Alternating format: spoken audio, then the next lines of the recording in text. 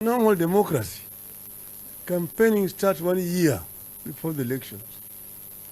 You can see now in the US, people are declaring candidatures for senators, for governorships, and for the presidency. Because the election is next year. Then you will have 1 year to do with the campaign.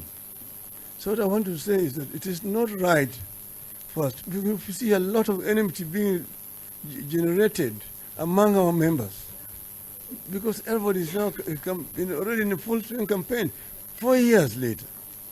And you find some people have hired our youth.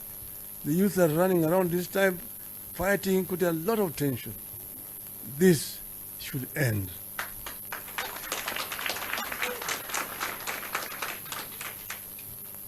So I think basically that's what I wanted to say here.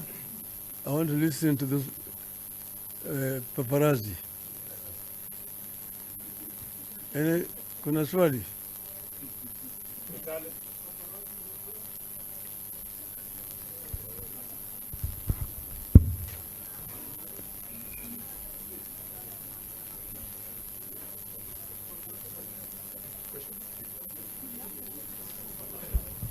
Do you have any questions here? Okay.